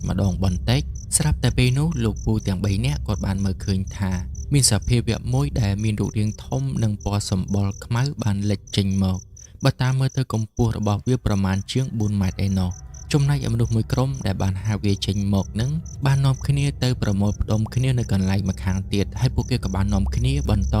នៃការសូត្រនៅមន្តអាគមរបស់ពួកគេបន្តទៅទៀតហើយមន្តអាគមដែលពួកគេបានសូត្រនឹងគឺពូឈៀនគាត់ស្ដាប់មិនយល់ទាល់តែសោះមិនដឹងថាជាភាសាអ្វីឲ្យពិតប្រាកដនោះទេប៉ុន្តែបើតាមគាត់មើលទៅមន្តអាគមដែលពួកគេបានសូត្រនឹងគឺដើម្បីគ្រប់គ្រងនៅសភាវៈដែលពួកគេបានហៅចេញមកនឹងឯងប៉ុន្តែមើលទៅសភាវៈដែលមានភ្នែកពណ៌ក្រហមរួមក្រាស់ពណ៌ខ្មៅនិងកម្ពស់ប្រមាណជាង4ម៉ែត្រនឹងហើយរូបរបស់វាគឺប្រៀបដូចជាសត្វស្វាដ៏ធំមួយអញ្ចឹងវាគឺមិនព្រមស្ដាប់ពួកគេនោះទេមិនត្រឹមតែប៉ុណ្ណោះវាថែមទាំងបានបំរុងនឹងធ្វើការវាយប្រហារទៅលើពួកគេថែមទៀតនៅពេលដែលឃើញថាសត្វដែលពួកគេបានហៅមកនោះមិនព្រមស្ដាប់ទៅតាមបញ្ជារបស់ពួកគេដូច្នេះមនុស្សទាំងអស់នោះក៏បាននាំគ្នាប្រញាប់រត់ចាក់ចេញពីកន្លែងនឹងភ្លាមតែម្ដងគឺបន្សល់ទុកនៅតែវិញ្ញាណរបស់ព្រាយស្វានឹងតែប៉ុណ្ណោះហើយនៅពេលដែលវាស្រែកកំហុកឡើងម្ដងហ្នឹងគឺឃើញថាចង្កូមឬក៏ធ្មេញរបស់វាវែងនិងមុតស្រួចព្រមទាំងភ្នែកពណ៌ក្រហមរបស់វាក៏បានបញ្ចេញពន្លឺផងដែរចំណែកឯពួកគាត់ទាំង3នាក់នៅពេលដែលឃើញបែបនេះធ្វើឲ្យពួកគាត់ទាំង3នាក់គឺពិតជាមានការភ័យខ្លាចជាខ្លាំងមិនត្រឹមតែប៉ុណ្ណោះលោកពូទាំង2នាក់ដែលជាអតីតទាហានខ្មែរក្រហមនឹងពួកគាត់ញ័រដៃញ័រជើងស្ទើរតែរាកនោមដាក់ធ្នាក់ទៅហើយគឺដោយសារតែសត្វដែលគាត់បានឃើញនោះគឺជាបិសាចដែលគាត់មិនធ្លាប់ឃើញពីមុនមកនោះទេប៉ុន្តែទោះបីជាយ៉ាងណាក៏ដោយក៏ពូឈៀនប្រាប់ឲ្យពួកគាត់ទាំង2នាក់ព្យាយាមរក្សាភាពស្ងៀមស្ងាត់កុំបញ្ចេញសំឡេងឲ្យវាបានឮឲ្យសោះដោយសារតែសត្វនេះគឺវាធំខ្លាំងមែនទែនបើសិនជាវាដឹងថាពួកគាត់ទាំង3នាក់នៅទីនេះវាច្បាស់ជាធ្វើការវាប្រហារទៅលើពួកគាត់ជាមិនខានព្រោះបើតាមមើលអាកប្បកិរិយារបស់វាហាក់ដូចជាខឹងជាខ្លាំងជាមួយនឹងក្រុមមនុស្សដែលបានដាស់វាចេញមកនោះហើយនៅពេលនឹងផងដែរវាហាក់ដូចជាបានដឹងថានៅទីនេះនៅមានមនុស្សទៀតប៉ុន្តែគ្រាន់តែវាមើលមិនទាន់ឃើញតែប៉ុណ្ណោះអ្វីដែលវាបានដឹងគឺតាមការស្រង់ក្លិនរបស់វានឹងឯងវាព្យាយាមប្រើច្រមុះរបស់វាដើម្បីស្រង់ក្លិនមនុស្សដែលវាបានធំក្លិននៅជិតៗនឹងមិនយូរប៉ុន្មានវាក៏បានដឹងអំពីទិសដៅនៃក្លិននោះហើយវាក៏បានសម្លឹងមកកាន់ពួកគាត់ទាំង3នាក់ដែលកំពុងតែស្ថិតនៅលើធ្នាក់ដោយមិនឆ្ងាយពីពួកវាប៉ុន្មាននោះទេនៅពេលដែលភ្នែករបស់ពួកគាត់ទាំង3នាក់សម្លឹងទៅចំប៉ះជាមួយនឹងភ្នែករបស់ព្រាយសត្វនោះពួកគាត់ពិតជាមានអារម្មណ៍ភ័យខ្លាចខ្លាំងមែនទែនដោយសារតែកែវភ្នែករបស់វានឹងគឺជាកែវភ្នែករបស់ព្រាយបិសាចដែលវាមានភាពក្រហមឆ្អៅដែលមើលទៅគួរឲ្យខ្លាចនៅពេលដែលព្រាយសត្វមួយនឹងវាដឹងថាពួកគាត់កំពុងតែលាក់ខ្លួននៅលើធ្នាក់នៅពេលនោះស្រាប់តែពូស៊ឿនគាត់បានទាញកំភ្លើងដែលនៅដៃរបស់គាត់នឹងរៀបតម្រង់រួចជាស្រេចនោះដើម្បីបាញ់ប្រហារទៅលើវាប៉ុន្តែបែរជាត្រូវបានពូឈៀតលើកដៃហាមកុំឲ្យបាញ់ប៉ុន្តែទោះបីជាយ៉ាងណាក៏ដោយក៏វាហួសពេលទៅហើយគឺដោយសារតែពូស៊ឿនគាត់បានកេះកៃកំភ្លើងចេញបាត់ទៅហើយគ្រាប់កំភ្លើងពីរគ្រាប់ក៏បានបន្លឺឡើងរំពងពេញព្រៃហើយគ្រាប់កំភ្លើងនោះក៏បានហោះសំដៅទៅរកព្រាយសត្វនឹងតែម្ដងប៉ុន្តែគ្រាប់កំភ្លើងរបស់ពូស៊ឿនហាក់ដូចជាមិនអាចធ្វើអ្វីវាបាននោះទេមិនត្រឹមតែប៉ុណ្ណោះវាបែរជាធ្វើឲ្យព្រាយសត្វនោះខឹងពួកគាត់កាន់តែខ្លាំងទៅវិញបន្ទាប់ពីពូស៊ឿនគាត់បានកេះកៃកំភ្លើងពីរគ្រាប់មិនអាចធ្វើអ្វីវាបានវាក៏បានរត់សំដៅមករកពួកគាត់ទាំង3នាក់តែម្ដងនៅពេលដែលវារត់សំដៅមករកពួកគាត់នឹងគឺដើមឈើតូចធំមួយចំនួនគឺត្រូវបានវានឹងវាយឡើងដួលគឺដើម្បីហក់សំដៅមករកគាត់នឹងឯង នៅពេលដែលឃើញបែបនេះពូសឿនគាត់ភ័យខ្លាំងមែនទែនគាត់គិតថាគាត់មិនអាចនៅធ្លើគ្នានឹងបានទៀតនោះទេចំណែកឯពួកគាត់ទាំង3នាក់នៅពេលដែលបានឃើញព្រាយសត្វនឹងស្រុតសម្ដៅមករកពួកគាត់បុកដើមឈើរហូតដល់ដួលបែបនេះគាត់គិតថាដើមឈើរបស់គាត់ដែលបានបោះធ្នាក់នឹងគឺមិនអាចទប់ទល់ជាមួយនឹងកម្លាំងរបស់វាបាននោះទេពួកគាត់គឺមានបំណងចង់លូតចុះចេញដែរប៉ុន្តែគឺលូតមិនទាន់ឡើយដោយសារតែព្រាយសត្វមួយនឹងវាបានរត់ជិតមកដល់បាត់ទៅហើយនៅពេលដែលព្រាយសត្វមួយនឹងវារត់មកដល់វាក៏បានវាយដើមឈើដែលពួកគាត់កំពុងតែបោះធ្នាក់នៅខាងលើនឹងដែលជាហេតុធ្វើឲ្យធ្នាក់នោះក៏ត្រូវបានបាក់ធ្លាក់ចុះមកតែម្ដងហើយពួកគាត់ទាំង3នាក់គឺមានតែប្រត់យកប្រាយុរៀងៗខ្លួនតែប៉ុណ្ណោះប៉ុន្តែសំណាងល្អដែរដែលធ្នាក់នោះបានបាក់នឹងធ្លាក់ចំព្រាយស្វាដែលកំពុងតែនៅពីក្រោមដែលជាឱកាសដ៏ល្អសម្រាប់ពួកគាត់ទាំង3នាក់រត់គេចខ្លួនភ្លាមនោះពូឈៀនជាមួយនឹងពូផៃបានប្រញាប់នាំគ្នារត់ចាក់ចេញពីទីនេះប៉ុន្តែអកុសលអ្វីតែពូសៀនតែប៉ុណ្ណោះដែលគាត់មិនអាចរត់ចាក់ចេញពីទីនេះបាននឹងគេដោយសារតែពេលដែលគាត់ធ្លាក់មកនឹងគឺធ្វើឲ្យគាត់នឹងគឺបាក់ជើងបាច់ទៅហើយចឹងហើយបានជាគាត់មិនអាចរត់ចាក់ចេញនឹងគេបាននៅពេលដែលពូឈៀនគាត់ព្យាយាមរត់យ៉ាងលឿនដើម្បីគេចខ្លួនគាត់បានឮសំឡេងគ្នារបស់គាត់នឹងស្រែកហៅគាត់ពីក្រោយនៅពេលដែលគាត់លើកបែបនេះគាត់ក៏បានប្រញាប់ឈប់និងភ្ជង់កំភ្លើងទៅកាន់ម្ចាស់សំឡេងតែម្ដងលុះពេលដែលម្ចាស់សំឡេងរត់មកដល់តាមពិតគឺជាពូផៃសោះពូផៃគាត់បានប្រាប់ថាអាសឿនគឺវាកំពុងតែនៅក្រោមដើមឈើនឹងចឹងពួកគាត់គឺទៅតែប្រញាប់ទៅជួយវាហើយមិនត្រឹមតែប៉ុណ្ណោះពួកគាត់ទាំងពីរនាក់ក៏បានឮសំឡេងរបស់ពូសឿននឹងស្រែកហៅឲ្យជួយផងដែរប៉ុន្តែមួយផ្លែតក្រោយមកក៏បានបាត់សំឡេងនោះទៅវិញនៅពេលដែលឮបែបនេះពូឈៀនបានប្រាប់ទៅកាន់ពូផៃវិញថាមិនបាច់ចាំរត់ទៅវិញនោះទេប្រហែលជាអាសឿននឹងវាត្រូវបានសត្វនោះសម្លាប់បាត់ទៅហើយបើសិនជាវានៅមានជីវិតរស់នៅវាច្បាស់ជាស្រែកហៅឲ្យយើងទៅជួយវាវិញជាមិនខានបន្ទាប់ពីនិយាយបែបនេះហើយគាត់ក៏បានប្រញាប់ដឹកដៃពូផៃដើម្បីរត់ចាក់ចេញពីទីនេះចំណែកឯពូផៃវិញគាត់មានអារម្មណ៍ស្ទាក់ស្ទើរចង់ត្រឡប់ទៅក្រោយវិញបន្តិចចង់រត់បន្តិចប៉ុន្តែគាត់គិតថាបើសិនជាគាត់ទៅក្រោយវិញគាត់ក៏មិនអាចប្រយុទ្ធទល់ជាមួយនឹងព្រាយសត្វនឹងបានដែរដោយសារតែកំភ្លើងពីរគ្រាប់នៅតែមិនអាចធ្វើអ្វីវាបានចុះទម្រាំតែគាត់រត់ទៅវិញច្បាស់ជាយកជីវិតទៅចោលជាមួយនឹងវាជាមិនខានចឹងហើយគឺគាត់មានតែប្រញាប់រត់ចាក់ចេញពីទីនេះយ៉ាងលឿនជាមួយនឹងពូឈៀនតែប៉ុណ្ណោះ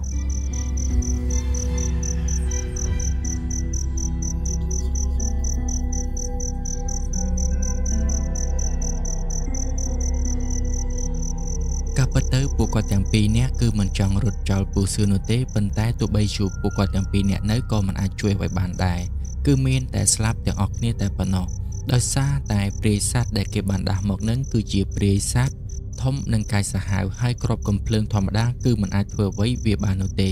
ចំណែកឯពូឈៀនគាត់ក៏ចេះនៅវិជ្ជាអាគមហើយគាត់ក៏បានធ្វើការសែបនៅមន្តអាគមដាក់គ្រាប់កំភ្លើងគាត់ដែរប៉ុន្តែគាត់មិនមានទំនុកចិត្តនៅក្នុងការកម្ចាត់វាបាននោះទេណាមួយគាត់ក៏គ្មានឱកាសនៅក្នុងការបាញ់ទល់ជាមួយនឹងវាដែរនៅពេលដែលពូសឿនបានបាញ់វាក៏បានសម្ដៅមកបាត់ទៅហើយចឹងហើយបានជាគាត់បាញ់វាមិនទាន់ហើយណាមួយគាត់គិតថាប្រហែលជាគ្រាប់កំភ្លើងរបស់គាត់ក៏ប្រហែលជាមិនអាចធ្វើឲ្យវាបានដែរគ្រាប់កំភ្លើងរបស់គាត់គឺអាចបាញ់តែខ្មោចព្រាយបិសាចឬក៏ព្រាយខ្លាធម្មតាតែប៉ុណ្ណោះបើសិនជាមានឱកាសរត់គាត់នឹងរត់ចេញពីវាជាវាងការប្រឈមមុខជាមួយនឹងវា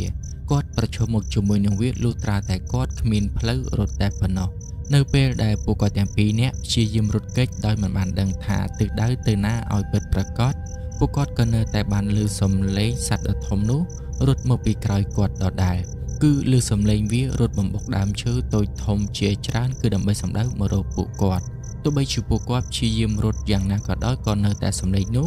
នៅតែពីក្រោយខ្នងរបស់គាត់ដដែលដែលជាហេតុធ្វើឲ្យពួកគាត់ទាំងពីរនាក់គឺមានតែបន្តរត់បន្តទៅទៀតតែប៉ុណ្ណោះដោយពួកគាត់នឹងគឺមិនហ៊ានឈប់សម្រាកនោះទេដោយសារតែពួកគាត់ដឹងច្បាស់ថាប្រហែលជាវាកំពុងតែរត់មកតាមពីក្រោយគាត់បើសិនជាពួកគាត់ហ៊ានតែឈប់ដូច្នេះជីវិតរបស់ពួកគាត់ច្បាស់ជាអស់នៅក្នុងព្រៃនេះជាមិនខានអញ្ចឹងហើយទោះបីជាចង់រត់ឬក៏មិនចង់រត់ក៏ត្រូវតែរត់បន្តទៅទៀតដែរធ្វើយ៉ាងណាឲ្យតែរួចជីវិតតែប៉ុណ្ណោះប៉ុន្តែដោយសារតែព្រាយសត្វនោះវាមានល្បឿនលឿនខ្លាំងពេកធ្វើឲ្យពួកគាត់ទាំងពីរនាក់គឺរត់គេចពីវាមិនផុតនោះទេនៅទីបំផុតវាក៏បានរកមកតាមទាន់ពួកគាត់ទាំងពីរនាក់តែម្ដងនៅពេលដែលពួកគាត់ទាំងពីរនាក់បានឮពីសន្ធឹកជើងរបស់សត្វដ៏ធំសម្បើមនោះរត់មកជិតដល់ពួកគាត់ខ្លាំងមែនទែនពួកគាត់ក៏បានសម្រេចចិត្តប្រឈមមុខតទល់ជាមួយនឹងវាតែម្ដងទៅនៅទីបំផុតវាក៏បានបង្ហាញខ្លួនចេញមក ដោយពួកគាត់ទាំងពីរនាក់បានត្រៀមកំភ្លើងរួចជាស្រេចបើសិនជាវាស្ទុះមកវាប្រហារទៅលើគាត់ដូច្នេះពួកគាត់ទាំងពីរនាក់នឹងធ្វើការបាញ់ប្រហារទៅលើវាតែម្ដងប៉ុន្តែទោះបីជាយ៉ាងណាក៏ដោយក្តីសង្ឃឹមនៃការយកឈ្នះនៅព្រាសាទមួយនេះគឺមានតិចតួចជាទីបំផុតដោយសារតែមិត្តភក្តិរបស់គាត់ម្នាក់ក៏ធ្លាប់ធ្វើការបាញ់ប្រហារវាចំនួន2គ្រាប់ដែរប៉ុន្តែមើលទៅវាហាក់ដូចជាមិនមានរបួសសូម្បីតែបន្តិចអញ្ចឹងហើយបានជាពួកគាត់ដូចជាគ្មានសង្ឃឹមថានឹងអាចយកឈ្នះវាបានទាល់តែសោះប៉ុន្តែដោយសារតែពេលនេះវាទាល់ច្រកទៅហើយក៏គ្មានជំរឿអ្វីក្រៅតែពីធ្វើការតទល់ជាមួយនឹងវាតែប៉ុណ្ណោះចំណែកឯពូឈៀនដោយសារតែគាត់ធ្លាប់បានរៀននៅវិជ្ជាអាគមមួយចំនួនពីលោកគ្រូរបស់គាត់ដូច្នេះគាត់ក៏បានធ្វើការសែបនៅមន្តវិជ្ជាការដែលគាត់បានចេះដាក់ទៅលើកំភ្លើងរបស់គាត់គិតថាទោះបីជាបាញ់វាមិនស្លាប់ក៏អាចធ្វើឲ្យវាមានរបួសខ្លះដែរប្រសើរជាងគ្រាប់កំភ្លើងទទេដោយគ្មានវិជ្ជាអាគមអ្វីទាំងអស់នៅពេលដែលសត្វនោះចូលមកដល់វាមិនទាន់បានធ្វើការវាប្រហារទៅលើពួកគាត់នៅឡើយនោះទេគឺវាឈរសម្លឹងមើលមកកាន់ពួកគាត់ទាំងកែវភ្នែកពណ៌ក្រហមឆ្អៅមើលទៅវាដូចជាចង់ហក់មកស៊ីសាច់ពួកគាត់ទាំងរួចអញ្ចឹងចំណែកឯពូផៃនៅវិញនៅពេលដែលបានឃើញព្រាយសត្វដ៏ធំសម្បើមកម្ពស់ប្រមាណជាង4ម៉ែត្រភ្នែកពណ៌ក្រហមហើយឈរសម្លឹងមើលមកកាន់គាត់យ៉ាងជិតបែបនេះធ្វើឲ្យគាត់គឺឡើងញ័រជើងទៅត្រឹកតែម្ដងសូម្បីតែកាន់កំភ្លើងនឹងក៏កាន់មិនចង់នឹងដែរប៉ុន្តែគាត់នៅតែព្យាយាមកាន់កំភ្លើងដើម្បីតម្រង់ទៅរកព្រាយស្វាមួយក្បាលនោះចំណែកឯព្រាយស្វាមួយក្បាលនឹងបន្ទាប់ពីឃើញថាពួកគាត់មិនមានផ្លូវរត់បន្តទៅទៀតនោះទេដូច្នេះវាក៏បានធ្វើការហក់មកវាប្រហារទៅលើពួកគាត់ទាំងពីរនាក់តែម្ដងចំណែកឯពួកគាត់ទាំងពីរនាក់វិញក៏មិនបានឈររងចាំសេចក្តីស្លាប់ដែរពួកគាត់គឺបានបាញ់ទៅលើវា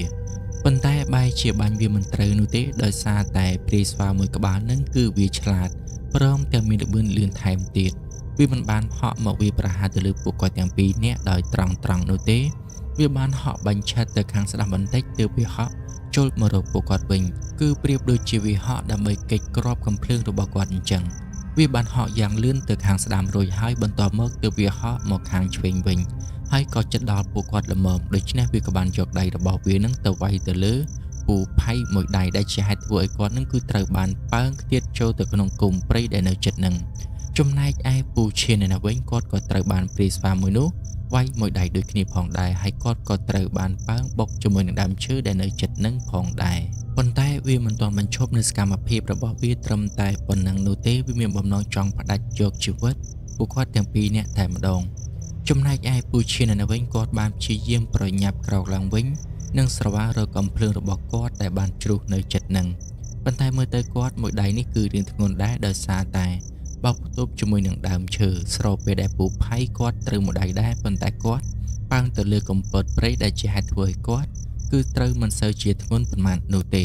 ចំណែកឯព្រាយស្វាមួយនឹងគឺវាកំពុងតែស្ថិតនៅជិតពូឈៀនល្មមដូច្នេះវាបំរុងនឹងធ្វើការវាប្រហារទៅលើគាត់ម្ដងទៀតប៉ុន្តែនៅពេលនោះមិនដឹងថាសំណាងអ្វីបែរជាបានឮ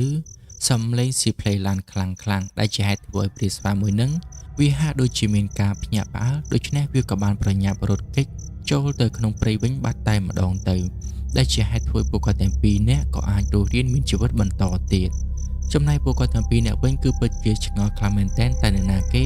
បើកឡានចូលមកក្នុងព្រៃជ្រៅបែបនេះចំណែកឯអ្នកដែលបើកឡាននឹងក៏បានចុះមកនៅពេលដែលឃើញថាព្រាយស្វាមួយក្បាលនោះគឺបានរត់ចូលទៅក្នុងព្រៃវិញបាត់ទៅហើយគឺបានដើរសំដៅមករកពួកគាត់ទាំងពីរនាក់នៅពេលដែលលោកពូទាំងពីរនាក់បានឮសំឡេងស៊ីផ្លេឡានបែបនេះពួកគាត់គិតថាប្រហែលជាពួកគាត់ចូលមកដល់ទឹកដីថៃហើយឡាននោះក៏ប្រហែលជាឡានរបស់កងទ័ពថៃដើរល្បាតផងដែរប៉ុន្តែនៅពេលដែលបរិបម្នាក់ដែលជាអ្នកបើកឡានដើរមកដល់នឹងទើបដឹងថាតាមពិតគឺជាខ្មែរឯងនោះទេហើយគាត់គឺមានឈ្មោះថាលោកអ៊ំណាងគឺគាត់បានដើរសំដៅមករកលោកពូទាំងពីរនាក់គឺដើម្បីជួយសង្គ្រោះជីវិតរបស់ពួកគាត់នឹងឯងគាត់បានទៅជួយគ្រាលោកពូទាំងពីរនាក់ដាក់ទៅលើឡានរបស់គាត់ហើយឡានរបស់គាត់ដែលគាត់ជិះមកនឹងគឺជាប្រភេទឡានទីហ៊ានចឹងហើយបានជាគាត់អាចបើកចូលមកក្នុងព្រៃបាននៅពេលដែលពូផៃនិងពូឈៀនកំពុងតែឆ្ងល់ថាហេតុអ្វីបានជាឡានបើកចូលទៅដល់ក្នុងព្រៃបានបែបនេះគាត់ក៏បានឃើញថាតាមពិតពួកគាត់ទាំងពីរនាក់គឺបាននាំគ្នារត់ចេញស្ទើរតែចេញផុតពីព្រៃនេះទៅហើយចឹងហើយបានជាមានផ្លូវសម្រាប់ឡានចូលបែបនេះបែរមកអំណាងវិញគាត់ក៏មិនបានធ្វើការបកស្រាយឬក៏រៀបរាប់អ្វីច្រើនដែរក្រៅតែពីជួយលើកលោកពូទាំងពីរនាក់ដែលទៅលើឡានដើម្បីប្រញាប់ចាក់ចេញពីទីនេះតែប៉ុណ្ណោះ គឺដោយសារតែនៅទីនេះគឺមានគ្រោះថ្នាក់ខ្លាំងណាស់បើសិនជាព្រាយស្វានោះវាសម្រេចចិត្តបកត្រឡប់មកវិញពួកគាត់ក៏ប្រហែលជាមិនអាចរួចខ្លួនដែរអញ្ចឹងហើយបានជាលោកអ៊ំណាងគាត់ប្រាប់ឲ្យលោកពូទាំងពីរនាក់នៅលើឡានឲ្យស្ងៀមហើយគាត់នឹងប្រញាប់បើកចាក់ចេញពីទីនេះយ៉ាងលឿនតែម្ដងនៅពេលដែលលោកពូទាំងពីរនាក់បានឡើងទៅដល់លើឡានភ្លាមអ៊ំណាងគាត់ក៏បានប្រញាប់ជន់ឡានយ៉ាងលឿនទៅតាមអ្វីដែលគាត់អាចធ្វើទៅបានទោះបីជាវាមិនបានលឿនដូចជានៅលើផ្លូវធម្មតាក៏ដោយក៏គាត់បើកលឿនជាងពេលដែលគាត់ជិះចូលមកក្នុងព្រៃនេះដែរនៅពេលដែលពូឈៀនគាត់កំពុងតែសម្រាកនៅលើឡានហ្នឹងគឺគាត់មានចម្ងល់ជាច្រើនទីមួយគាត់ឆ្ងល់ថាតើប្រភេទសត្វដែលគេដាមកនោះគឺជាប្រភេទសត្វអ្វីរឿងកាន់តែឆ្ងល់ទៀតនោះហេតុដូចបានជាមានអ៊ំប្រុសម្នាក់ជិះឡានចូលមកដល់នៅពេលដែលពួកគាត់នឹងកំពុងតែមានគ្រោះថ្នាក់ហាក់ដូចជាគាត់បានដឹងរឿងមុនអញ្ចឹងប៉ុន្តែដោយសារតែពេលនេះគឺជាពេលវេលាមួយដែលប្រថុយញុចដូច្នេះគាត់មិនបានសួរអ្វីច្រើននោះទេគឺមានតែធ្វើយ៉ាងណាចេញឲ្យផុតពីព្រៃនេះតែប៉ុណ្ណោះដោយសារតែនៅទីនេះវាគឺជាមាត់ព្រៃអញ្ចឹងហើយបានជាឡានបើកបរត្រឹមតែរយៈពេលខ្លីតែប៉ុណ្ណោះក៏បានចេញផុតពីព្រៃនឹងតែម្ដងហើយរថយន្តមួយនោះក៏បានបើកចូលទៅក្នុងភូមិមួយដែលភូមិមួយនោះគឺលោកពូទាំងពីរនាក់មិនធ្លាប់ស្គាល់ពីមុនមកនោះទេវាគឺជាភូមិរបស់អ្នកភូមិផ្សេងទៀត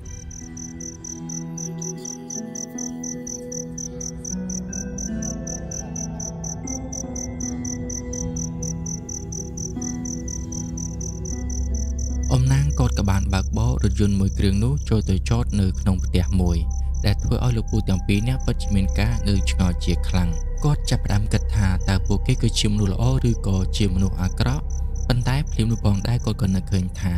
បើសិនជាពួកគេជាមនុស្សអាក្រក់ប្រហែលជាមិនជួយពួកគាត់នោះទេហើយបើសិនជាទុកឲ្យពួកគាត់នៅក្នុងព្រៃប្រហែលពេលនេះពួកគាត់ស្លាប់បាត់បង់ជីវិតបាត់ទៅហើយអញ្ចឹងបើសិនជាប្រថុយមកតាមពួកគេនឹងក៏មិនលើកខ្វះគ្នាអ្វីដែរផ្ទុយទៅវិញបើសិនជាពួកគេគឺជាមនុស្សល្អគាត់ក៏នៅតែមានសង្ឃឹមរស់បន្តទៀតប្រសើរជាងស្លាប់នៅក្នុងព្រៃដោយសារតែព្រាយសត្វនោះដែរនៅពេលដែលរថយន្តបានឈប់មានក្មេងប្រុសប្រមាណអ្នកគឺបានរត់មកជួយគ្រាលោកពូទាំងពីរនាក់ឲ្យចូលទៅខាងក្នុងដោយសារតែពួកគាត់ទាំងពីរនាក់ក៏ត្រូវរបួសរៀងធ្ងន់ធ្ងរគួរសមដែរចឹងហើយបានជាអ៊ំណាងគាត់ហៅក្មេងៗឲ្យមកជួយគ្រាចូលទៅខាងក្នុងបែបនេះនៅពេលដែលចូលទៅដល់ខាងក្នុងក៏បានជួបជាមួយនឹងលោកអ៊ំម្នាក់ទៀតដោយគាត់មានវ័យចំណាស់ច្រើនជាងគេក្នុងដៃរបស់គាត់កាន់ឈើច្រត់មួយចំណែកឯនៅលើខ្លួនរបស់គាត់វិញហ្នឹងគឺសិតតែសាក់ឡើងពេញខ្លួនតែម្ដងនៅពេលដែលចូលទៅដល់ខាងក្រោមផ្ទះអ៊ំណាងបានធ្វើការណែនាំទៅកាន់លោកពូទាំងពីរនាក់ឲ្យស្គាល់អ៊ំប្រុសវ័យចំណាស់ម្នាក់នោះដោយបាននិយាយថាគាត់គឺជាមេភូមិនៅក្នុងភូមិមួយនេះហើយគាត់ក៏ជាអ្នកប្រាប់ឲ្យអ៊ំណាងជិះឡានចូលទៅក្នុងព្រៃនឹងផងដែរនៅពេលដែលឮបែបនេះលោកពូទាំងពីរនាក់គាត់ក៏បានលើកដៃជម្រាបសួរទៅកាន់លោកមេភូមិហើយក្នុងចិត្តរបស់ពូឈៀនវិញគាត់គិតថាបើសិនជាគាត់ជាមេភូមិច្បាស់ជាមនុស្សល្អជាមិនខានព្រោះអីអ្នកដែលត្រូវបានគេលើកធ្វើជាមេភូមិភាគច្រើនគឺសុទ្ធតែជាមនុស្សល្អបើសិនជាមនុស្សអាក្រក់ក៏អ្នកភូមិមិនលើកឲ្យធ្វើជាមេភូមិដែរងាកទៅកាន់លោកមេភូមិគាត់ក៏បាននិយាយទៅកាន់ពួកគេទាំងពីរនាក់ថាមិនបាច់ចាំគួរសមអីច្រើននោះទេមើលទៅពួកគេទាំងពីរនាក់មានរបួសរៀងធ្ងន់ធ្ងរដែរអញ្ចឹងប្រញាប់គ្រាពួកគេឡើងទៅលើគ្រែទៅគាត់នឹងរៀបចំជួយព្យាបាលរបួសឲ្យពួកគេបន្ទាប់ពីលើពួកគាត់ទាំងពីរនាក់ឡើងទៅលើគ្រែរួចហើយលោកអ៊ំមេភូមិក៏បានចាត់ចែងឲ្យកូនចៅរបស់គាត់នឹងរៀបចំយកថ្នាំសង្កូវអ្នកខ្លះទៅដាំថ្នាំដើម្បីយកមកឲ្យលោកពូទាំងពីរនាក់ផឹកដើម្បីព្យាបាលរបួសរបស់គាត់ដូច្នេះពួកគាត់ទាំងពីរនាក់នៅក្នុងយប់នេះរួចជីវិតពីសេចក្តីស្លាប់ហើយក៏បានសម្រាកនៅផ្ទះរបស់លោកមេភូមិតែម្ដងទៅហើយលោកមេភូមិក៏បាននិយាយទៅកាន់លោកពូទាំងពីរនាក់ថាយប់នេះសម្រាប់ឲ្យបានស្រួលបួលទៅមិនបាច់ចាំនិយាយអ្វីច្រើននោះទេចាំព្រឹកស្អែកចាំពួកយើងនិយាយគ្នាបន្តទៅទៀតហើយក៏មិនចាំបាច់បារម្ភថាមានសភាវៈអាក្រក់ណាមកតាមពួកឯងដែរព្រោះតែនៅផ្ទះរបស់យើងនឹងគឺមានរបងការពារយ៉ាងរឹងមាំគឺគាត់ចង់សម្ដៅទៅលើអាគមដែលគាត់បានរាយនៅជុំវិញផ្ទះរបស់គាត់នឹងឯងគឺព្រោះតែលោកមេភូមិគាត់ក៏ធ្លាប់ជាគ្រូអាគមដ៏ខ្លាំងពូកែម្នាក់ដែរមិនត្រឹមតែប៉ុណ្ណោះរហូតមកដល់សប្តាហ៍ថ្ងៃនេះគាត់ក៏មានកូនសិស្សជាច្រើនអ្នកថែមទៀតចឹងហើយបានជាគាត់អាចមានវិជាការពារផ្ទះរបស់គាត់បែបនេះលុះដល់ថ្ងៃស្អែកព្រឹកឡើងឃើញថាលោកពូទាំងពីរនាក់គាត់ហាក់ដូចជាមានភាពធូរស្បើយច្រើនជាងមុនព្រមទាំងមានកម្លាំងកំហែងថែមទៀត ហើយលោកមេភូមិក៏បានចូលមកមើលលោកពូទាំងពីរនាក់ឆ្លៀតឱកាសនេះពូឈៀនគាត់ក៏បានសួរទៅកាន់លោកមេភូមិថាហេតុអ្វីបានជាគ្រប់គ្នាដឹងថាពួកគាត់មានគ្រោះថ្នាក់ហើយចូលទៅជួយពួកគាត់នៅក្នុងព្រៃទាំងជប់បែបនេះលោកមេភូមិគាត់ក៏បានឆ្លើយទៅវិញថាការពិតទៅកូនខ្មោចរបស់គាត់គឺជាអ្នកប្រាប់ដោយសារតែគាត់បានឲ្យកូនខ្មោចរបស់គាត់នឹងទៅមើលសកម្មភាពរបស់គ្រួគុំជនជាតិថៃដែលចូលទៅក្នុងព្រៃដើម្បីធ្វើពិធីដាស់នៅព្រលឹងព្រាយពីបុរាណហើយពពួកគ្រួគុំជនជាតិថៃទាំងអស់នោះគឺមិនមែនទើបតែធ្វើម្ដងនឹងនោះទេគឺគេបានធ្វើជាច្រើនដងណាស់មកហើយប៉ុន្តែគឺតែងតែបរាជ័យបន្ទាប់ពីពួកគ្រួគុំទាំងអស់នោះបានធ្វើពិធីដាស់នៅវិញ្ញាណព្រាយពីបុរាណទាំងអស់នោះឲ្យក្រើកឡើងមកពួកគេបែរជាមិនអាចធ្វើការគ្រប់គ្រងពួកវិញ្ញាណព្រាយទាំងអស់នឹងឡើយពួកគ្រូអាគមជនជាតិថៃទាំងអស់នោះព្យាយាមដាស់នៅវិញ្ញាណព្រាយសត្វពីបុរាណឲ្យក្រោកឡើងដើម្បីធ្វើការគ្រប់គ្រងបើសិនជាពួកវាពិតជាអាចធ្វើការគ្រប់គ្រងទៅលើវិញ្ញាណព្រាយពីបុរាណទាំងអស់នោះបានពិតប្រាកដមែនដូច្នេះពួកវានឹងកាន់តែខ្លាំងជាងមុនហើយវាថែមទាំងអាចប្រើពួកវិញ្ញាណព្រាយទាំងអស់នោះដើម្បីឲ្យទៅកំចាត់គ្រូអាគមណាដែលវាមានចំនួនជាមួយថែមទៀតអញ្ចឹងហើយបានជាវាព្យាយាមធ្វើបែបនេះជាច្រើនដងច្រើនសារប៉ុន្តែដោយសារតែមើលទៅអាគមរបស់ពួកវាគឺនៅខ្សោយដែលជាហេតុធ្វើពួកវាគឺមិនអាចធ្វើការគ្រប់គ្រងពួកវិញ្ញាណព្រាយសត្វពីបុរាណទាំងអស់នឹងបាននោះទេចឹងហើយបានជាពួកវាបន្ទាប់ពីដាស់វិញ្ញាណសត្វនោះឡើងហើយវាក៏បាននាំគ្នារត់ចែកជើងគ្នាអស់តែម្ដងទៅហើយកូនខ្មោចរបស់គាត់នឹងក៏បានត្រឡប់មកប្រាប់វិញថាមានមនុស្ស3នាក់ដែលកំពុងតែស្ថិតនៅក្នុងហេតុការណ៍នឹងដែរហើយពួកគេគឺគ្រាន់តែជាព្រានព្រៃជនជាតិខ្មែរធម្មតាតែប៉ុណ្ណោះចឹងហើយបានជាគាត់ចាត់អំណាងឲ្យទៅចូលទៅក្បែរព្រៃនោះក្រែងលោថាពួកគេទាំង3នាក់អាចរត់ចេញមកខាងក្រៅហើយនៅពេលនោះអំណាងនឹងជួយតែម្ដងប៉ុន្តែគាត់ក៏មិននឹកស្មានថាក្នុងចំណោមពួកគេទាំង3នាក់គឺអាចចេញរស់រានមានជីវិតពីក្នុងព្រៃនោះមកតែ2នាក់តែប៉ុណ្ណោះចំណែកម្នាក់ទៀតនឹងគឺមិនបាច់ត្រឡប់ទៅរកវិញនោះទេទោះបីជាទៅរកវិញក៏គ្មានជីវិតរស់នៅដែរដោយសារតែពពួកព្រាយសត្វទាំងអស់នោះវាកំពុងតែមានកំហឹងជាមួយនឹងអ្នកដាស់វាឲ្យក្រោកឡើងមកចឹងហើយឲ្យតែវាបានឃើញមនុស្សណាម្នាក់នៅជិតនោះវានឹងធ្វើការវាប្រហារនឹងយកជីវិតមនុស្សនោះតែម្ដងពីបានស្ដាប់នៅការបកស្រាយរបស់លោកមេភូមិហើយលោកពូទាំងពីរនាក់គាត់ក៏នៅតែមិនអស់ចិត្តគាត់ចង់ចូលទៅក្នុងព្រៃវិញដើម្បីរកមិត្តភ័ក្តិរបស់គាត់នៅកន្លែងដែលពួកគាត់បានបោះធ្នាក់នោះ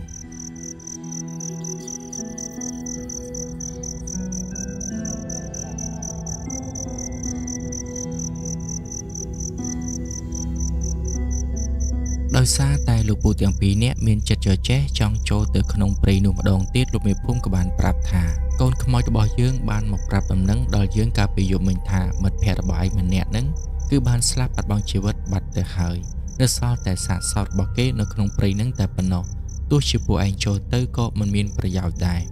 ប៉ុន្តែទោះបីជាយ៉ាងណាក៏ដោយក៏លោកពូទាំងពីរនាក់គាត់ចង់ទៅយកសាកសពនោះយកមកប្រគល់ឲ្យគ្រួសាររបស់មិត្តភ័ក្តិគាត់វិញដើម្បីឲ្យគេយកទៅធ្វើបុណ្យឲ្យបានត្រឹមត្រូវព្រោះតែมันអាចទុកសាកសពនៅកណ្ដាលព្រៃបែបនេះនោះទេខ្លាចថាវិញ្ញាណរបស់គាត់គឺនៅតែតោលនិងវល់នៅក្នុងព្រៃមួយនេះប៉ុន្តែនៅពេលនេះពួកគាត់ក៏មិនអាចទាន់ទៅបានដែរដោយសារតែអាការៈនៃរបួសរបស់គាត់ក៏មិនទាន់បានជាសះស្បើយនៅឡើយចាំពេលដែលគាត់ជាសះស្បើយហើយគាត់នឹងធ្វើដំណើរចូលទៅក្នុងព្រៃនោះវិញជាមិនខានប៉ុន្តែដោយសារតែរបួសរបស់គាត់ទាំងពីរនាក់ក៏មិនសូវជាធ្ងន់ធ្ងរប៉ុន្មានដែរដូច្នេះ